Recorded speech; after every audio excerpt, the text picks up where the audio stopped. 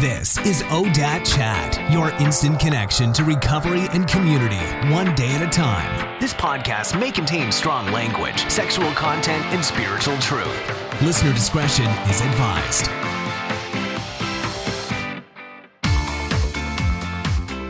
Hey everybody, welcome to ODAAT Chat. My name is Arlena and I'll be your host. Today I'll be talking with Katie, who shares her experiences around growing up in recovery, the death of a parent, and her own struggles with addiction, motherhood, and finding recovery despite multiple relapses. But before we get started, I just wanted to say thank you for connecting with us. If you haven't yet, please visit ODAATchat.com and read Sharing the Secret. It'll help you find out more about who we are and how we can help. Our mission really is to carry the message of recovery, bring hope, and talk about what recovery really means to us. And who knows, we might even be able to clear up some misconceptions and have a little fun while we're at it. So there you have it. There will be show notes on the website and an opportunity for you to leave comments and feedback. And with that, please enjoy this episode with Katie. Katie, welcome to ODAAT Chat. Thanks so much for coming today. Thanks for having me.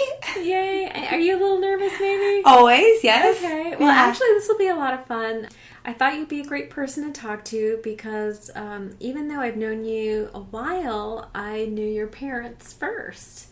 And I knew you grew up in the program and you come from such a great family. I thought you would be a great person to talk to. I know there's a lot of people out there who grew up around recovery, and so I just wanted to get your perspective and just hear what you've learned over the years growing up. So it'll be fun. All right, sounds great. Okay, so just so people can get a little idea, maybe form an image in their mind of you. So how long have you been sober? I've been sober this time around 5 months and 22 days. Congratulations. Yes, that's a big deal. It's the most time I've had in the last year. Okay.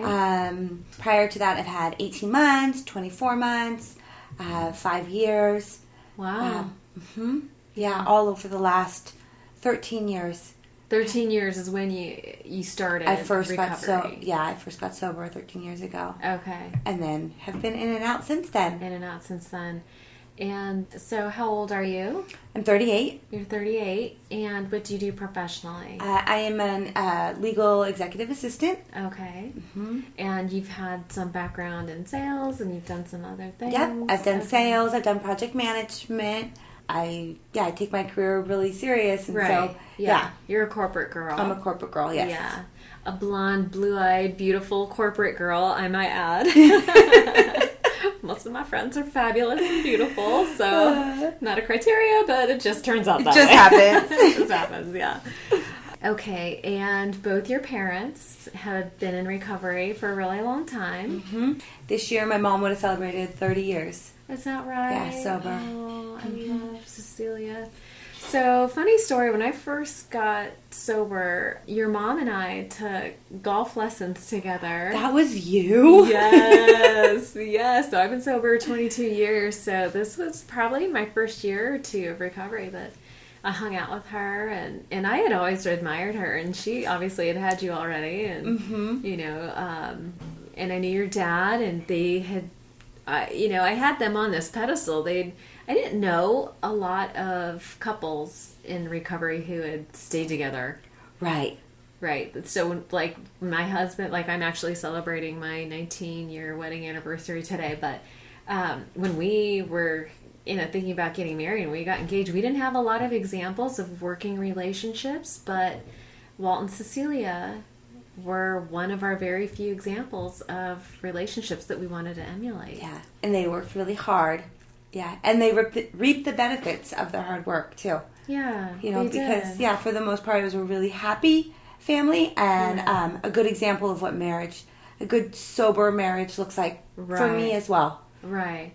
Yeah, and, you know, we should state that your parents were married for how long?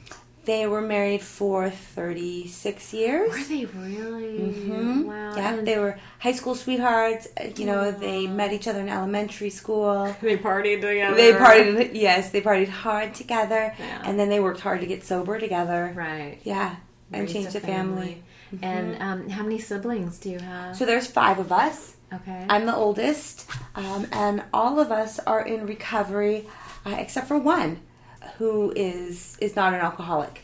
Okay. Yeah. Okay. But we're all in recovery in some way or another. Yeah. Your sister is not in recovery. Amber, right. Amber. Yeah. She's the only one, though. Yeah. She's well-adjusted. Yes, she sure is. She's got a wonderful, marriage and 2 great little boys.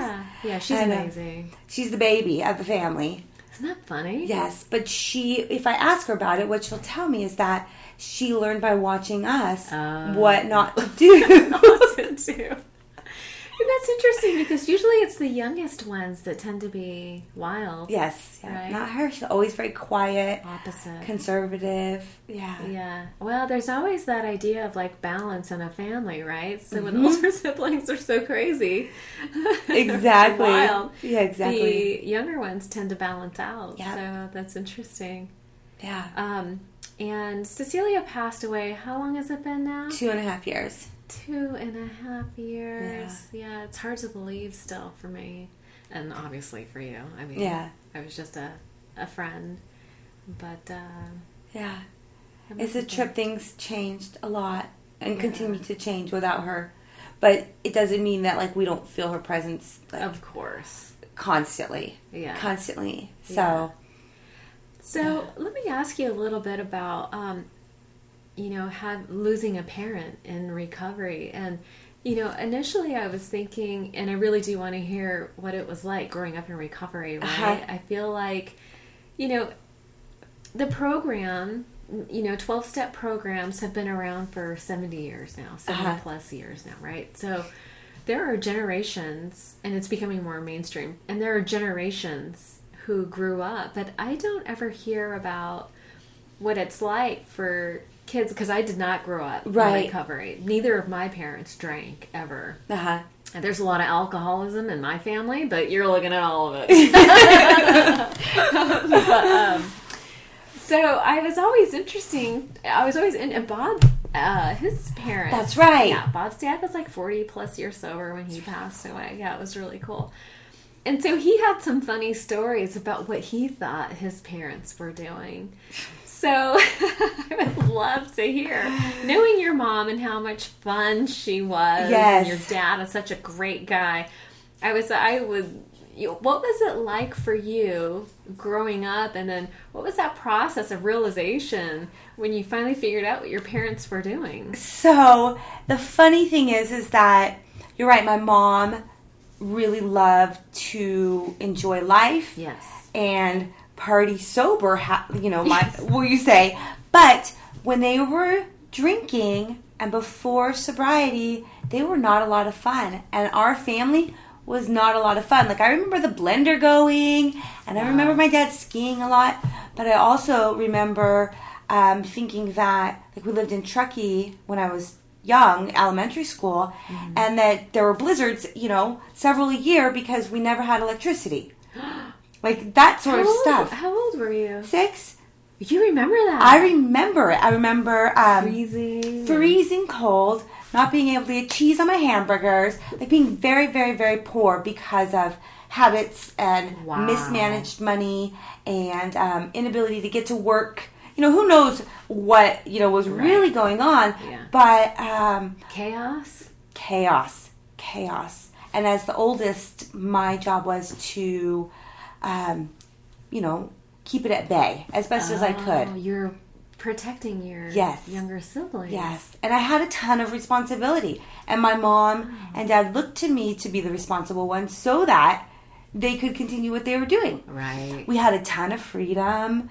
We'd go to the park. We're 12 and 13-year-olds. And mind you, I was like 7 or 8 at this time. Things could have gone terribly wrong. Things could have. And nothing did? No. I mean, no. My mom mom always relatively safe? Yeah, we were relatively safe. My mom sought the church, so we did have a little bit of church growing up. Okay. And I think because she grew up really Catholic, so we did do some church before they found AA, actually, before they found the programs, the rooms, whatever. And so we did have some church. And so she knew that she wanted a better life, and she wanted a better life for the family, but she didn't know exactly how to do that and what that looked like till she found the program.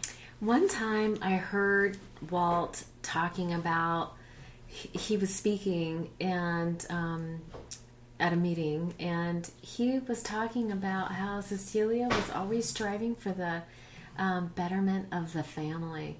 Like, he said that was like the arching narrative to the family story, was she was always seeking to better the family. Yeah.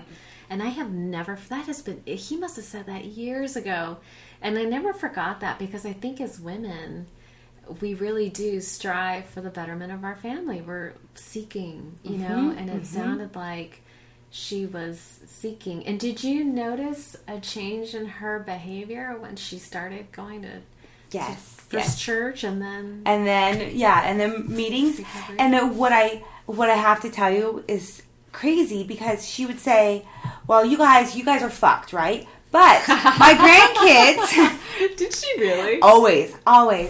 She's like... Even like later in life? Yes. And mostly when we were kids, like, you guys, sorry, totally you're asked out, yeah, but, I'm going to make this a better life for the grandkids. And I was not even in high school at the time. Not even in high school. Yes. But she just knew that we'd been... Was she already sober then? Yeah. Sorry, you guys are asked out. And when they got sober, it was chaos. It was because everything changed. Just like when we get sober, everything has to change. Yes. The whole family changed. All of a sudden, she wanted to be a mom again. Oh. And she kept telling me to be a kid, and I didn't know how to be a kid. Oh, wow. How old were you when she got sober? I was 12.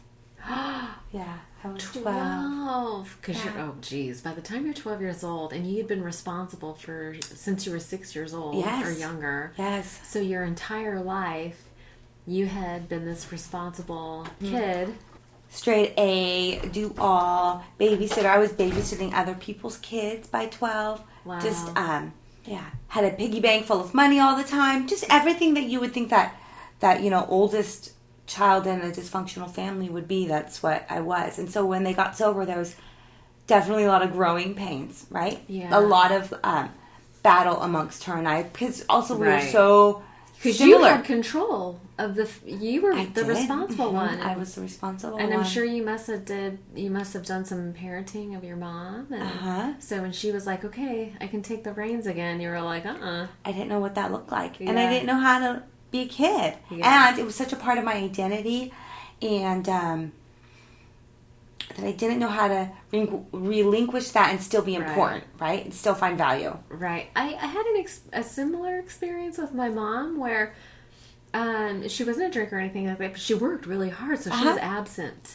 Very similar. Yeah. So my mom, when I was growing up, my dad was a great dad, paid all his child support, visited me. I had one day a week that was just me and my dad. I saw him every weekend. He lived around the block. But my mom was a hardworking woman, and she worked 2-3 jobs sometimes. Wow. Kind of stereotypical Mexican, except she was in high tech. Bay Area Mexican family, right? Yeah, she was. Anyway, but she was gone all the time. Is my point. My parents divorced. My sister and I were home alone. And so we were very responsible for the household. And I remember her saying, I gave you, in hindsight, she's talking about our past, and she's got rose-colored glasses, right? Right. She's like, I gave you girls a lot of freedom. You guys had a lot of freedom, and you were independent. But what I remember was you can't have it both ways. You can't ask a child to be independent and then ask them to be dependent. It doesn't work both ways. Right. Because she and I had the same sort of struggles with power control and stuff like that. Right. It's like, you can't ask me to be independent and then want me to be dependent on you. Like, tell me when to go to bed and how to clean something or how to do, I couldn't hear it. No. And once I got into high school and I found alcohol, then it was just do more good than bad, right? Because then I didn't feel like she had the room to call me on anything. So you were 12 when she got sober, and then high school is 14. Yeah. So like she gets sober, then 2 years later you start drinking. Yes, so I started drinking. 15 was the first time I ever drank. Yeah. And what was your first experience drinking like? Oh my God, it was awful. Was it? It was awful. We went to this party. I was brand new, so I had gone from public school to private school. Okay. So first of all, that's how dramatically things changed once my parents got sober, right? We went from not being able... You couldn't put cheese on the burger. Right, 19 cents, right? And we didn't have electricity. No electricity. To all of a sudden, I got to go to private school. Yeah, your dad has been very successful financially. I mean, yeah. And he attributes that to the program. Oh, okay. Yeah, and just being, yeah. Having a moral compass. Does. Yes, yeah. Exactly. Moral compass, work ethic. Yes. Just not being irresponsible, no chaos, stability. Yeah. And so your mom stayed home with the kids, and then suddenly you're in private school, a nice private school. Yes, and all of a sudden, instead of being like top dog, do all A student girl. In public school. Right, I went to this big, huge C and could not find my way. Yeah. Suddenly you're in this world where you're average. Yeah, and where I thought I wanted to go there. Yeah. To continue to be the best of the best, and I couldn't keep up. And so the stoners opened their arms and welcomed me, At the private school. At the private school. Stoners at private school. Oh, yeah. Yeah. So so funny. I know. So I was a freshman in high school. I went to my first high school party. My parents dropped me off. Oh my gosh! Yeah, did they give you the sobriety talk? I don't remember that they did actually. They must which have. Surprises me. They must have. They must have. Maybe I might have to interview Walt. I know. Well, I will let you know that he picked me up like 4 hours later. Okay. I was crawling down the stairs. Did he walk into the house? He walked into the party, and he said, "Oh my gosh, look at that girl," and that girl was me. I had a hickey on my neck. I'd never even barely kissed anybody before. And you're 14? I'm 15. 15. Hickey on my neck. Drunk hickey, crying. My best friend's crying because she's sober and she doesn't know what the heck. Not sober, but she didn't drink at the party. Oh, she didn't? No, and so she was like, "What is wrong? What's going on?" My dad picked me up, scooped me up, put me in the front seat of the car. Thank goodness, because I vomited all over the side of the car and cried the whole way home, screaming, "I thought he loved me." Who he is, I have no idea. It was a very big deal at the time. Yes, it was, and I was very embarrassed the next day. Oh my god! Come Monday morning. So the whole school knew about it. Yes. And you're the talk of it. My dad was mad. Who wants a mad dad? Oh. A mad redhead dad. Yeah, no thank you. No thanks. Yeah. So that was your first experience drinking? Yeah, that was my first experience drinking. Just right away. Yeah. All hell broke loose. Yes. And prior to that, this is interesting too when I think about it, is that prior to that I had told kids that I couldn't drink or smoke pot because I was going to play sports and private schools would drug test you. So blatant lie, yeah. Just blatant, just making shit up. Yeah, so maybe it was I knew a little bit of recovery. I knew a fair amount of recovery. So did your mom take you to meetings? We went to meetings, yes. And not only that, but she had women in our house. All the time. Exactly, yeah. All the time. I was there for, remember that, I don't know if you remember the investment group that we were a part of? Yep, I do remember that. I showed up as a guest, and we ended up starting another group. What was it? Beardstown Ladies guidebook, and I remember Ramona and a bunch of the other women that I totally admired. We started investing, and that was intense. And so, but that was just a side thing. But I bet she had women, Vanessa and all those girls. All of them, constantly. And when they weren't there, then she was on the phone with them in the kitchen cooking dinner, and I would hear her, vetting out, life problems with different women over and over and over and over again, and just processing day to day. Her stuff as well as other people's stuff. Exactly. Did your mom sponsor a lot of people? Tons. Oh, Yeah. Of course she did. Yeah, tons. Till the day she died. Oh, yeah. Till the day she died. Yeah. She had women in her bed while she was dying doing fifth steps. Yeah. Oh, really? Mm-hmm. Yeah. Yeah. And the other side of the coin is that the women of the program brought meetings to her till the day she died. Oh my gosh. Yeah. That must have And been amazing. I give her credit all the time for being such an example to me, for showing me what friendship looks like. Right. Because so often we come into the rooms and we don't know how to form friendships with women. And this is the story I hear from other females, but it's not my story. I'm so grateful. That was not your experience. No. So growing up, you always had girlfriends and you had a really good relationship with your mom? Yeah. Yeah. Yeah, I did not have that experience when I came in. I was very much one of those girls that all my friends were guys. I was one of the boys. Yeah. I loved hanging out with the boys, and but I did not have that relationship with my mom that you did. But your mom is special. Though. She was really special, yeah. So she taught you what it was like to be a girlfriend and to have girlfriends. Right, and then the importance of girlfriends. Yeah. And, and just to trust women. And I'm just so grateful. It's a big lesson for a lot of people. So do you feel like as you grew up and you would hear... Did she shelter you from those conversations, or she was just really free? She was too free. Yeah, everything about my mom was very free. So Yeah. I was laughing the other night. I forget how I told we were at dinner and we were praying. It was a Catholic family, and I was like, "Oh, we grew up with a Serenity prayer at the dinner table." Oh, really?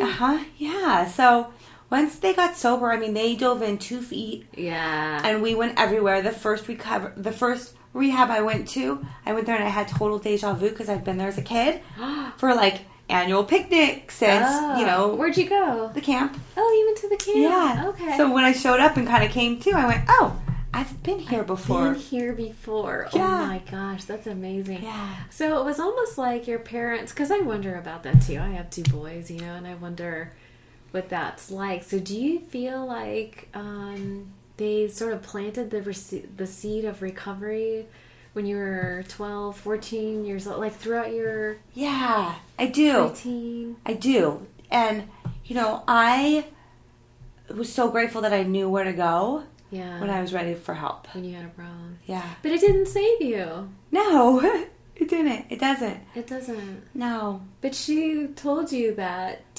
So here's the chicken or the egg kind of thing. Do you think that her saying, oh, you guys are fucked, but maybe your kids will get it, was that a message to you that, like, you were going to have problems?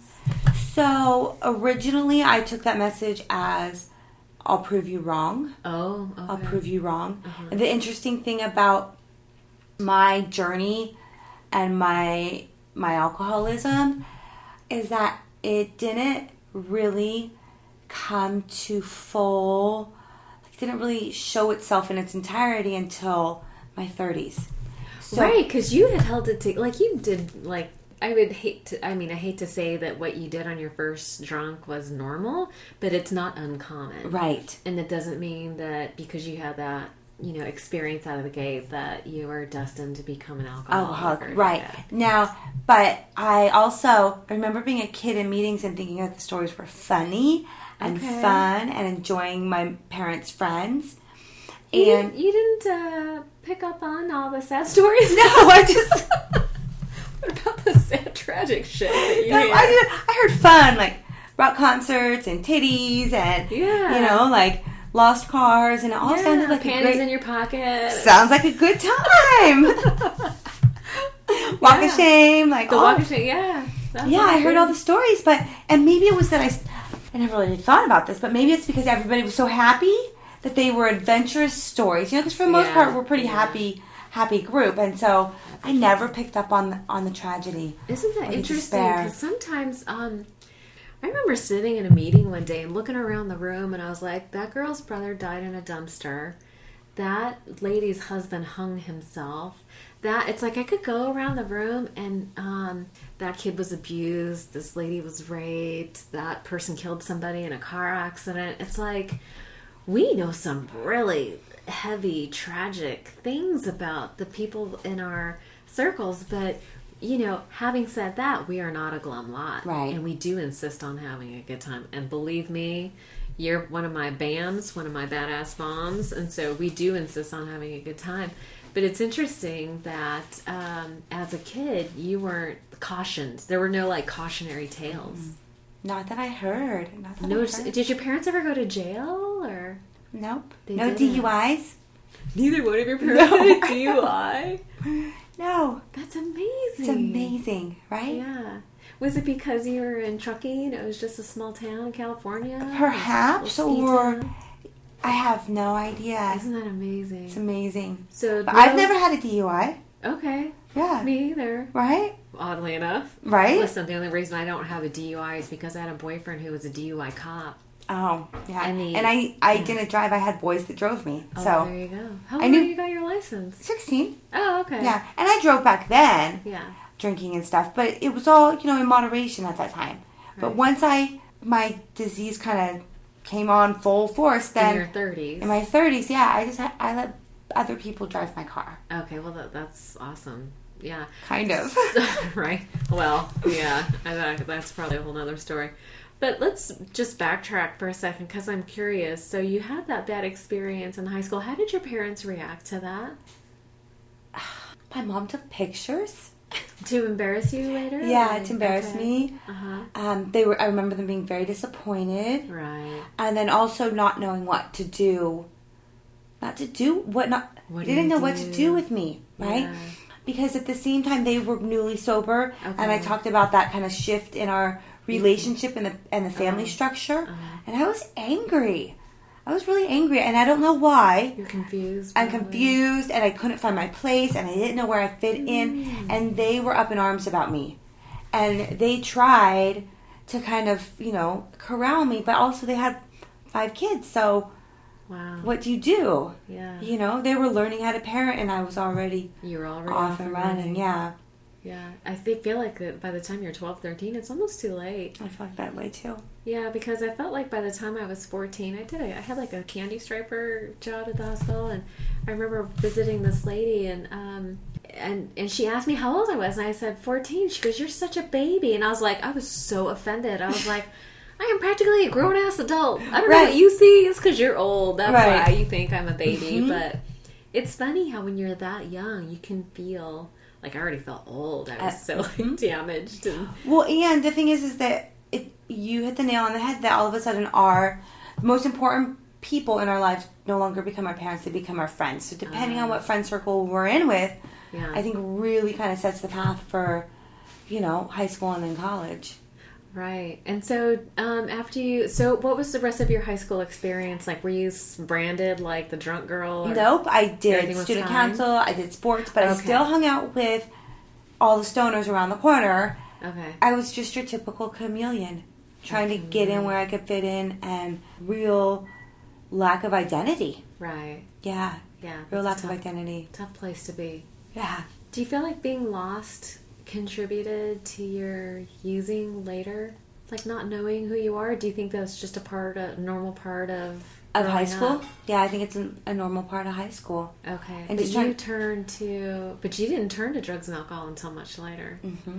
So what was the trigger for you? Like why in your 30s? What happened in your 30s? So I was working for my dad at his construction company. We were doing real estate development. Okay, and you were sort of in a project management position? Project management, operations management. I ran the office, over 150 employees, California and Nevada. And had you gone to college? Yes. Okay, so you went to college and you got your degree. Mm-hmm. What was your degree in? Business and resort management. So I did that. I wanted to work at Club Med and travel the world. Who wouldn't? Right? At 20 years old, that's exactly what I wanted to do. That sounds fabulous. But then I found out I was pregnant. Oh. You can't take a baby to feed you with you very easily. I guess so. No. So I came home with the baby. Okay. And back to the nest with my parents. And, I had other jobs, but shortly after, getting my career started after college, I went to work for my family, for the family business. For the family business. Yeah. And it was really good for a long time. But you got married shortly after. Yes. And that was the first... After having Dawson, who's now 15, that's when I decided to get sober for the first time. So, when we got married. How old was Dawson when you got married? 2. So, and you were just recounting, can we rehash that story a little bit? Because you were just telling me before we started the podcast that, well, I'll let you tell it. Okay. What happened before your wedding? Okay, so before getting married, even when Dawson was born, my mom told me that children are God's most, best spiritual tool, right? Oh, yeah. Right? That's no lie. No lie. And she saw kind of what went down. Ramona lived across the street, and I had bought in the house, so we lived like this. Oh, is that so right? they would see us bring out all the beer bottles on the weekend, and nothing too crazy, but enough to make my mom worry. Someone who had worked so hard at raising a sober family, right? Right.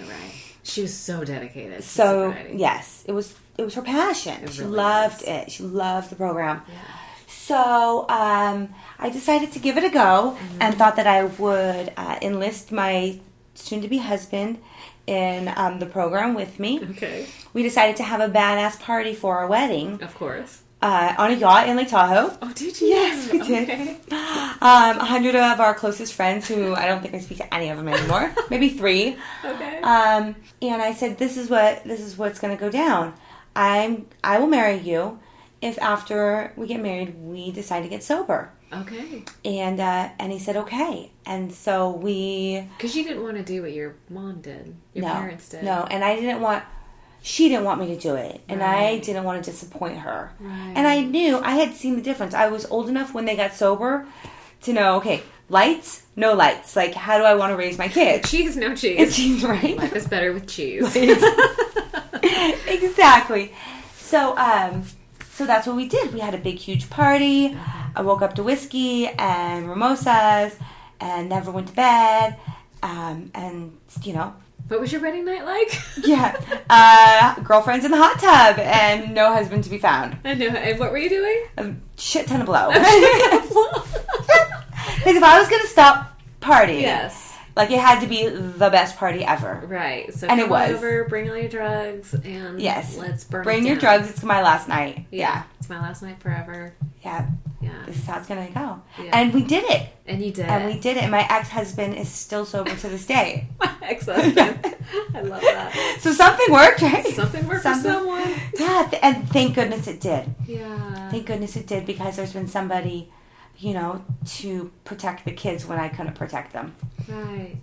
So, your drinking and using took off after you got married.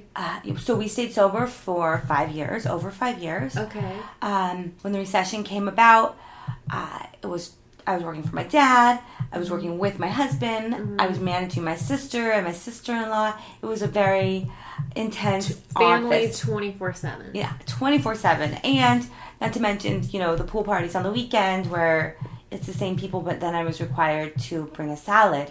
And, Oh my God. that responsible. As soon as I kind of, life showed up and I didn't have the tools of the program, Okay. I just had, no drugs and alcohol in my system. But you got sober. Did you go to meetings? I did, but one a week. Did you have a sponsor? I did.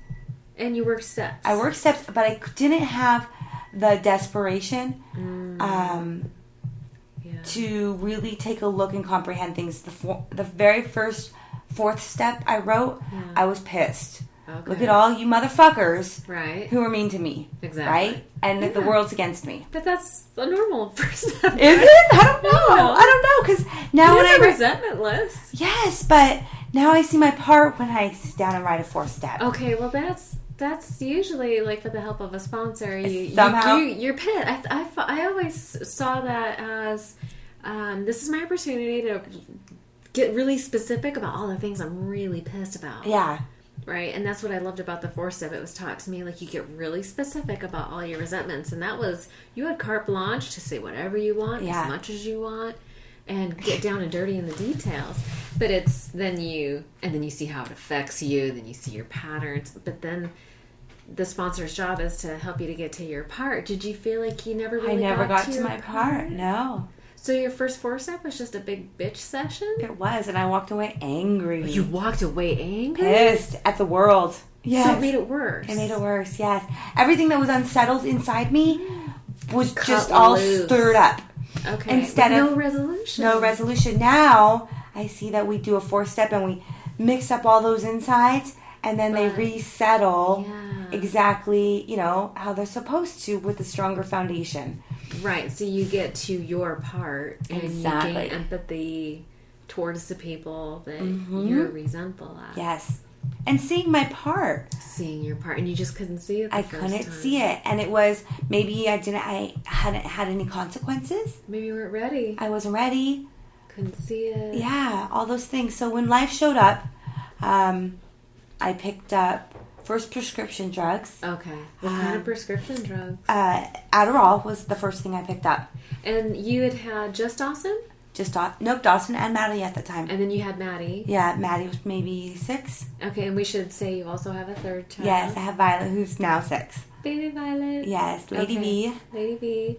Yeah. And, okay, so 3 kids. And so, were you... Shit hit the fan after Shit hit the Maddie. fan after Maddie. Okay. A while and after you guys Maddie. moved. And that's what happened.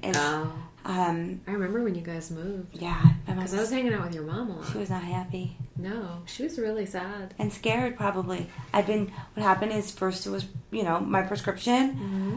What was Adderall? Well, obviously, yeah, it was for ADD. ADD, yeah. And what kind of work were you doing in Virginia? Is that where you guys went? We went to North Carolina. North Carolina, yeah. That's right. So, but I picked up shortly thereafter here in San Jose.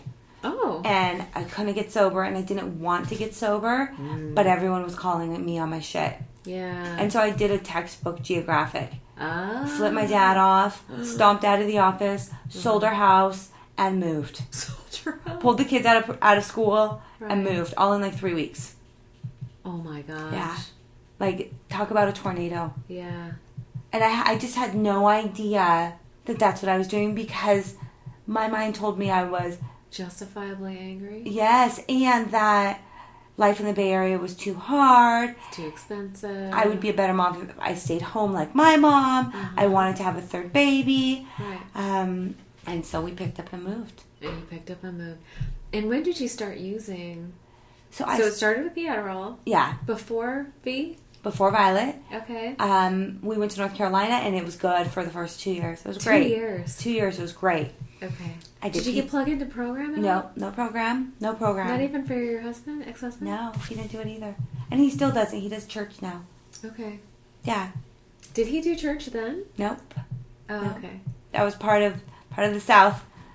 Oh, okay. He got a little South in him now. He got a little Southern influence. Little Bible Belt. Little Bible Belt, yeah. Well, when we had Violet, you have a baby. I got postpartum. Oh, you did? I got a big bottle of Vicodin, and I was off to the races. Okay. Do you feel like the postpartum triggered here? Huge. Okay. Huge. And not having a support group. No. Not having any girls. Not having any family. All of a sudden, I truly was an island. And not having connection. Right. Did you have a connection to your higher power before you left, do you think? No, but life never showed up in a way where I needed one. Oh, isn't that interesting? Yeah. I'd had it. Things were always just really easy. Wow. Really easy. It was really, easy, and I took it for granted. Easy to do. Yeah, I didn't appreciate it, and it was mine. I did that, don't you know? Oh, okay. Yeah, that Porsche's mine. Right. Isn't that something? Yes. So, okay, so you start using heavily, and your husband doesn't notice, or? So he didn't notice, and then he didn't know what to do with me. Okay. He didn't know what to do with me. And you guys are living in a vacuum, so... What do you mean by vacuum? Well, like, when you're around a lot of people, if somebody's behaving badly, they stand out by contrast, right? Right. And so if you guys are out there and you're isolated, he just sees your behavior change slowly. Maybe it was drastically, but it's like your little world becomes everything. And so you don't notice changes because you don't have a lot to contrast with. Right. Or it sounded like you guys bounce things off of, right? Yeah. So. And he knew something was wrong with me. But we attributed it solely to postpartum. Okay. Everything was chalked up to postpartum. Okay. And then I was self-medicating. Okay. But he was not tolerating it. He would take my car. He would He 5150'd me. Ooh. He, Violet was... That's brave. He did start going to Al-Anon, actually. Probably at the really? advice of my mom. Yeah. Okay. My mom's best friend flew out. And then once... Who flew out? Tammy, Auntie Tammy. Oh. Her best friend. Okay. Yeah. And, but also in that 8 weeks that Violet was born, my mom was also diagnosed with cancer.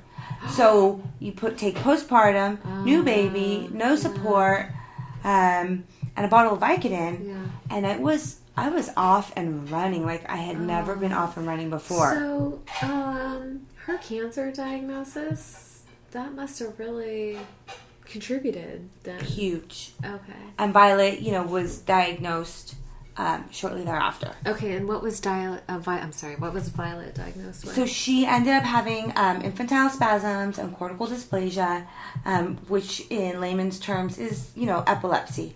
But okay. as a newborn, it was a long journey to diagnose her. Wow. And I didn't have, once again, I was by myself with no connection to, Right, to no anything. support. No support, yeah. So your mom and your baby get sick at the same time. Yeah. And you're isolated and you're already on drugs. Yeah. You sound so after school special. You're already. You're But truth be told, I was. Yeah. Right? I can sugarcoat that however I want, but I Yeah, but the shit hit the already fan. was, yeah. It was like the perfect storm. It was sounds the like. perfect storm. It was a Okay. perfect storm. So what brought you to the rooms? Like, how did you end up getting sober? You mentioned rehab. Logan flew me back to California for rehab when Violet was 8 weeks old. 8 weeks? Yeah. Did you have postpartum with her as well? Yeah, so she's who I had mostly postpartum with. Okay, wasn't that Yeah, and he had Jeez, zero... In 8 weeks, it went downhill that fast? That fast. So your mom gets sick, your baby gets sick. Yeah. You have postpartum. It was awful. Oh, yeah. And so he ships me away. Yeah. He's like, go get fixed. Yeah, and I was drunk on the plane home. On the way home from rehab. And we paid cash for it, too. I was like, oh! Rehab? What Yeah. was rehab going for those days? 10 grand. 10 grand. It's probably double that now. That was 5 years ago. Yeah, depending on where you go. Yeah, 5.5 years ago. I didn't get to go to rehab. I don't know. My mom always said that, too. She was jealous. I was jealous, too. I would like a month off. Yeah, trust me, you would. I learned how to play tennis. At the camp. And I learned about all the new drugs. Yeah. Isn't that funny? Yeah, because I just was so not ready. Not ready. I learned how to play tennis, and I learned about all the drugs that I never got to try. So did you try a bunch of new drugs? Oh, I sure as hell did. Yeah. What did you try? Things like Molly. Okay. What is Molly? Molly's like I feel like a grandma. What is Molly? It's a more pure ecstasy. So these days, Sorry. You would hate it. You would love it. Yeah, no, you would hate it. I think I did ecstasy like maybe 3 times max, and it was amazing. Yeah. So this is, you take all the cut out of it, all of the speed, all of the heroin, everything out of it. Heroin. Yeah, it's all mixed in ecstasy. God. Yeah. Really. Mm-hmm. And then you get Molly. Yeah. But once I got back to North Carolina, Logan and I decided to split. Okay. When you got home. Yeah. And it was shortly after. I think Violet was 6 months. So it was me acting out, him trying to keep me sober, doing things like taking my car keys, breathalyzing me, making me sign sobriety contracts, right? Yeah, like that's sure. Right? I could care less. Yeah. I could really care less. Like, if I could have kicked his ass out, I would have, but I just didn't know what that looked like. But all I cared about was, he would tell me, if you are drunk when I get home, you have to leave. So I would stay sober all day long and hang out, and then I'd get drunk like 5 minutes before I walked in. So I could leave. And he would watch the kids, and I'd go to hotel. I'd go to hotel. Oh. Okay, you mean he said you would have to, like, leave the house? Leave the house. Like, yeah, you have for to the leave night. Me. Oh, no, for I the have night. to leave the house. Yeah. Are you kidding me? That's Bye. a stupid thing. You could... Oh, that was a bad decision. Yeah. Yeah. It was. So, but I just didn't get it. He didn't get it. I didn't get it. We didn't. Once again, that, it takes a village to raise a family. Yeah. It takes a tribe to stay sober. It takes a tribe. Yeah, all that sort of stuff. And we just didn't have it. And there were several times where he said, if we need to move back to California, let's do it. He tried so hard to save that marriage and to save me. And you just couldn't do it. I couldn't do it. I wasn't ready. So he had the kids, and you left. Mm-hmm. You were on your own. Mm-hmm. And what was it that made you finally say, I gotta try to get sober?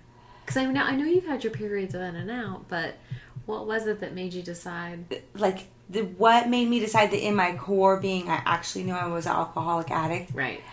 So Logan and I had worked out something where I would watch the kids during the day. So now we're separated. We're out of the house. We're both in apartments. Okay. And he drops the kids off to me in the morning. Okay. And I do school. I conveniently picked an apartment that was across the street from the school so that I didn't have to drive anywhere. Mm-hmm. Thinking that's good parenting. I know better than that now.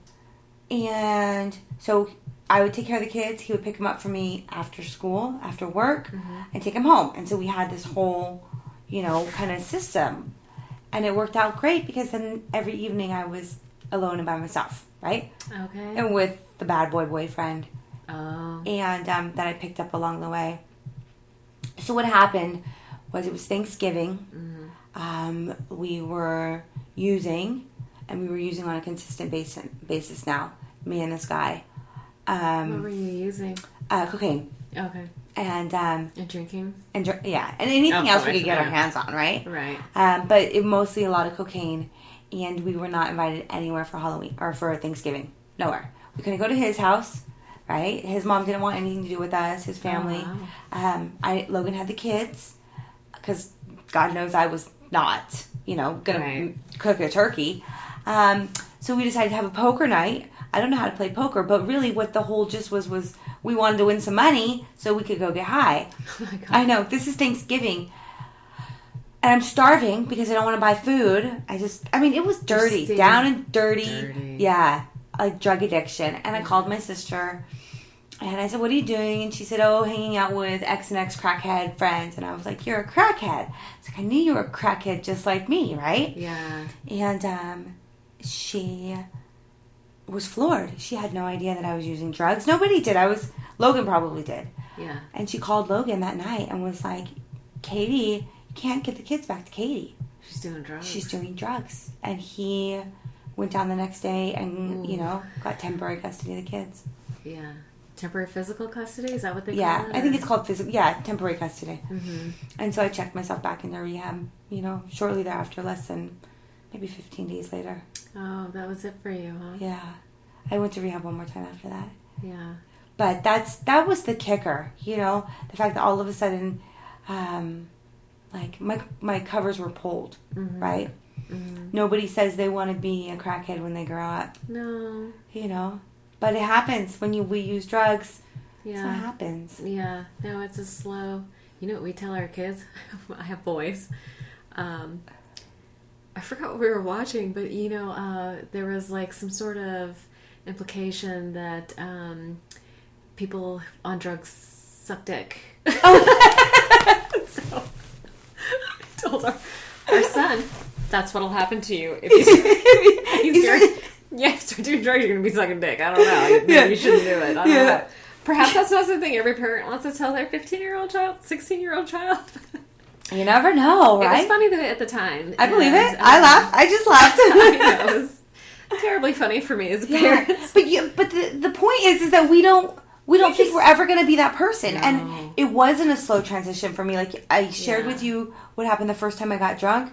Right. From the minute I started doing drugs in my 30s, it was on. It gets ugly so fast. So fast. And thank God it does. I know. Thank God it does. So I used for a total of 6 months every day. Hardcore, cashed in my 401k, kind of using, and did you spend your entire 401k? Yeah, $40,000 in 6 months. Woo, yeah. Good for you. I party hard. Dang, girl. Yeah, down and dirty, and and people find us. We seek lower companionship, and then pretty soon we become the lower companionship. Exactly, we become the crackhead. Yeah, and that's exactly what I felt like. And then you really have no.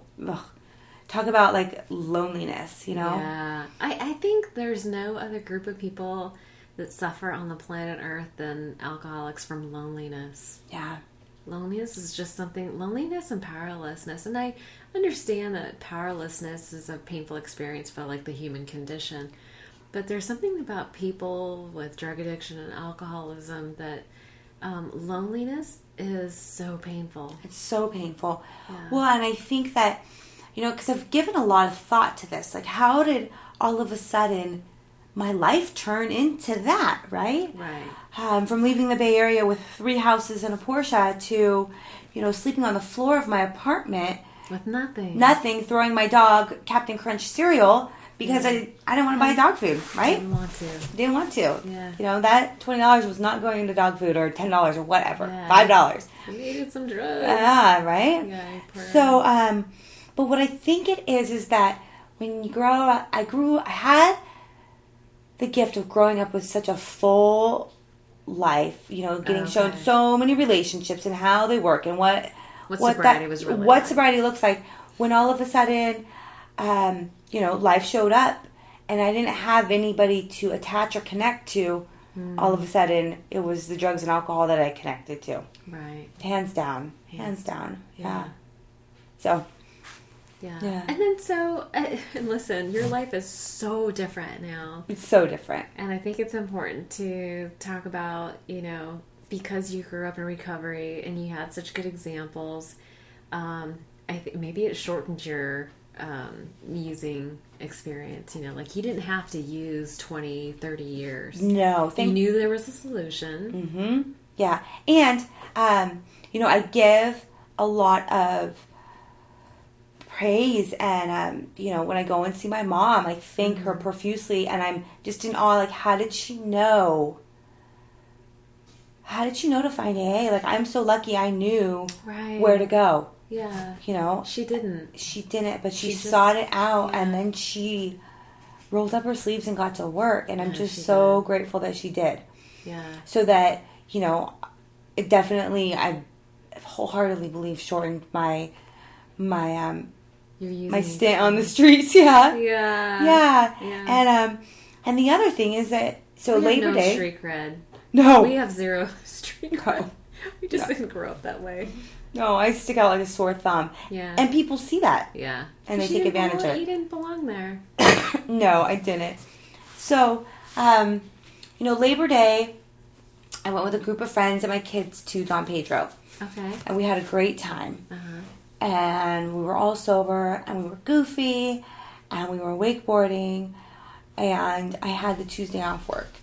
And I woke up that morning and maybe it's so like fresh in my mind because it was just, several weeks ago with my mom heavy on my heart, right? Okay. And I just felt the need to go and thank her for exposing me to that as a kid and giving me the value of what a fun and free family looks like, right? Like free to be, Maddie's free to be herself, Dawson's free to be himself, and I can share my recovery with them to a certain degree. I feel like I shelter them a little bit more. It's not appropriate to tell them everything. No, definitely not about my story, but also just with the people in the rooms as well, right? Yeah. I'm selective about who I expose them to. Not everybody needs to know that we were dirty whores on occasion. Nope. Especially our kids. Right, that's weird. Just occasion, right? Right, yeah. It was just that one time, I swear. Yeah, so I went and visited her and thanked her and told her, that just how in awe I was of her and that my prayer every morning is that I can help her like carry out her vision of, giving a better life to the grandkids who are my kids who are now 15 and 13 and 6. Right. And the truth is that you are not fucked. Well, but not really. I mean, you have such a rich and full life now. Oh yeah, definitely. Yeah. Definitely. And, let me circle back to the loneliness factor also is that, when I got into the rooms, and my mom was gone, and my kids were gone, and my husband was gone, your friends were gone? I had to make all new friends moving back to San Jose from North Carolina. And I was incredibly lonely. And I was, I told myself I was an orphan. And luckily I have the sponsor who let me know that AA is my family. Yeah. Right? And as soon as I got comfortable and got to know myself, then all of a sudden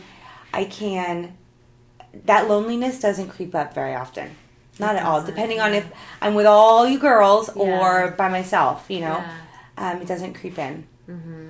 So, yeah, because loneliness that's a hard one for alcoholics, I think, especially. And I still feel like that's a choice. I mean, there are so many of us who, I don't feel like I'm one of them. I mean, I actually appreciate my downtime and my alone time. I really need it. Yeah. I need my alone time. But I am such a social animal. I need my crowds of people. I feed off that as well.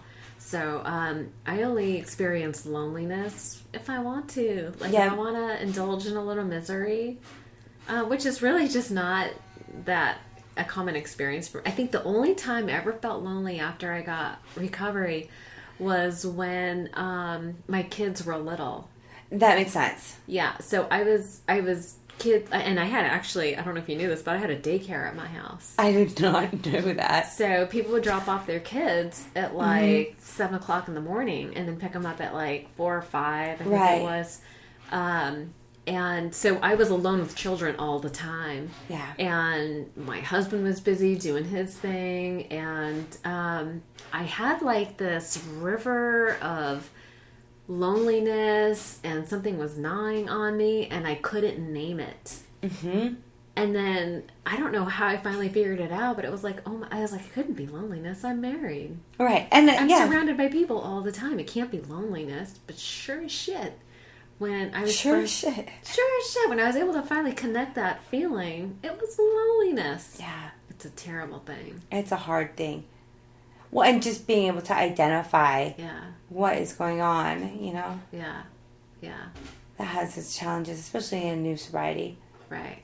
So. Yeah, I felt like I spent so much time when in my using experience disconnecting from my feelings that once I finally got sober, I was like a giant broad nerve ending of emotions. It was like, do you ever see those old time pictures of the phone operators? It's typically a woman sitting at a desk, and she's got a panel of wires and plugs, and she's connecting people and stuff. And that's how I felt like with my feelings. I had this mess of wires in front of me, and I was trying to plug in the right wire to the right place. Oh, that's loneliness. This is frustration. This is irritability. This is happiness. This is joy. It's I didn't even know what any of it was. Right? I agree. And also then what to give our energy to, because not all of my thoughts mean anything, right? They're not all precious. I don't have to own them and hold on to all of them. Right.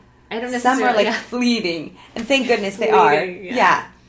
I was at a meeting last weekend, and I was just having a feeling, I don't know what, and somebody said, "What's wrong?" I said, "I don't know," and they're like, "Oh, it's fucking everything and nothing. It's just fucking feelings. Get over it, And I was like, "Oh, you're right. Don't panic. It's just a feeling." And I don't have to identify all of them. Yeah. So. No, it's interesting. Yeah.